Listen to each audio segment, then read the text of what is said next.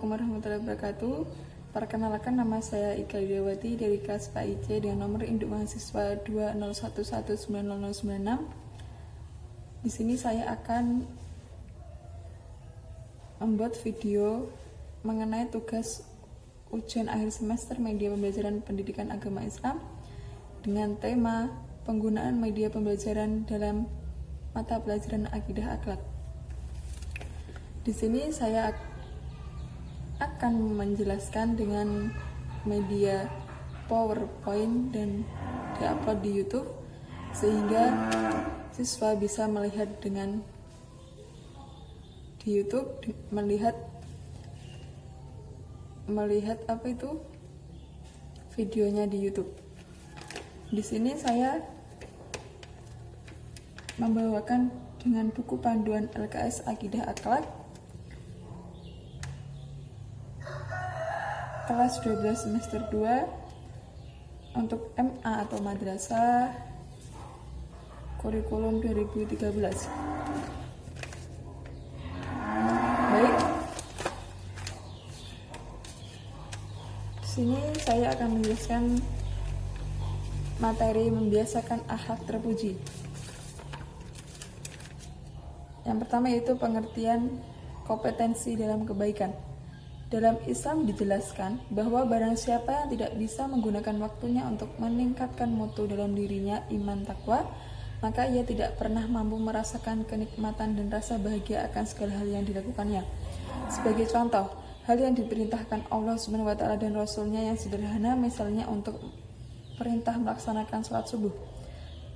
Jika Anda terbiasa menjalankan sholat subuh dengan bangun 30 menit sebelum azan, salat subuh yang Anda kerjakan akan menghadirkan rasa dan pengalaman yang berbeda dibandingkan dengan mereka yang terburu-buru menjalankan sholat karena bangun tepat pada saat azan dikumandangkan. Selanjutnya yaitu makna kompetensi dalam kebaikan. Dalam surat Al-Baqarah ayat 148 yang dipahami dan makna fastabiqul khairat dalam ayat ini adalah bersegera menaati, menerima dan mengikuti perintah Allah SWT.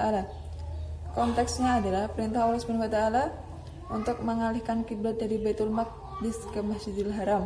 Kalimat ini menanamkan sebuah prinsip keimanan di dalam dada kaum muslimin, yaitu bersegera, berlomba serta menjadi yang terdepan dalam melaksanakan ketaatan dan meraih ridha Allah SWT.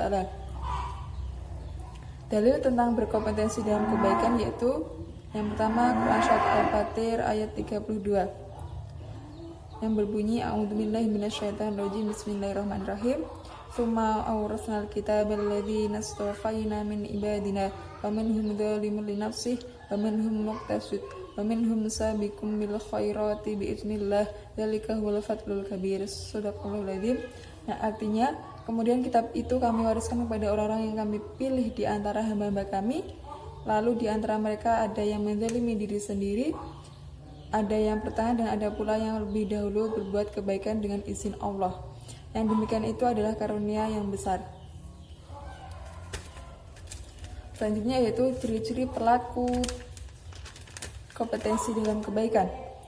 Yang ada 5 ciri orang yang bekerja keras dan berstabiqul khairat atau berlomba-lomba dalam kebaikan, yaitu sebagai berikut. Yang pertama, akan dapat memperoleh hasil yang maksimal. Yang kedua, berlaku jujur dan bekerja sama dengan orang lain. Yang ketiga, tidak putus asa. Yang keempat, yaitu berdoa dalam berusaha dan tawakal kepada Allah SWT. Yang terakhir, yaitu mensyukuri nikmat yang diperolehnya. Selanjutnya adalah keuntungan berperilaku fastabiqul khairat. Pengertian fastabiqul khairat merupakan suatu konsep pemikiran yang menghendaki segenap umat Islam untuk segera melakukan beberapa hal kebaikan untuk mendapat ridhonya. Keuntungan dalam fastabiqul khairat diantaranya yaitu tidak ada waktu yang terbuang percuma. Dengan membiasakan diri untuk berfastabiqul khairat akan menyelamatkan diri kita pada hal yang menjurus pada kesia-siaan waktu. Bahkan seorang akan mengetahui posisi dirinya dengan senantiasa berfastabiqul khairat sehingga tidak akan Ada waktu yang terbuang percuma karena hal tersebut sudah didasari dengan perencanaan yang sebaik-baiknya. Yang kedua yaitu energi akan tersalurkan pada peningkatan mutu diri. Fastabiqul khairat akan menyelamatkan hidup pada penyalahgunaan energi karena semua amal-amal yang dilakukan diharapkan akan diridhai Allah SWT. Sebagai contoh, ketika diri kita terbiasa dengan membaca Al-Quran dan memahami terjemahan serta maknanya, kemudian merencanakan waktu kurang lebih 3 jam dalam waktu 24 jam untuk mengamalkan hal tersebut, maka waktu 3 jam tersebut akan memberikan dampak kecerdasan intelektual dan juga spiritual sekaligus. Dengan melakukan hal tersebut secara terprogram, otomatis perilaku hidup dan akhlak diri menjadi semakin baik. Contoh sikap fastabiqul khairat yang pertama di lingkungan sekolah yaitu berdoa sebelum memulai belajar, mendengarkan penjelasan guru, mengingatkan teman sebelum atau sudah berbuat salah, giat belajar setiap hari. Di lingkungan keluarga yaitu menghormati orang tua, menaati perintah orang tua yang baik, tidak berkata kasar kepada orang tua. Di lingkungan masyarakat sendiri yaitu gotong royong dalam kegiatan sosial, memelihara tali silaturahmi, tidak mengajak teman atau tetangga, ikhlas membantu tetangga yang sedang dalam kesulitan. Yang terakhir yaitu nilai positif sikap fastabiqul khairat. Yang pertama yaitu melatih orang untuk berusaha menjadi yang terbaik. Dengan merasakan berlomba-lomba untuk berbuat kebaikan akan membuat orang selalu ringan dalam berbuat kebaikan. Yang kedua yaitu melatih orang untuk selalu memiliki jiwa sportif.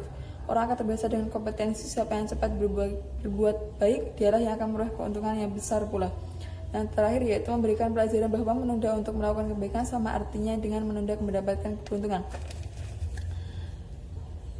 Sekian materi yang dapat saya sampaikan, yaitu materi tentang membiasakan akhlak terpuji, yaitu fastabiqul khairat, berlomba-lomba dalam kebaikan.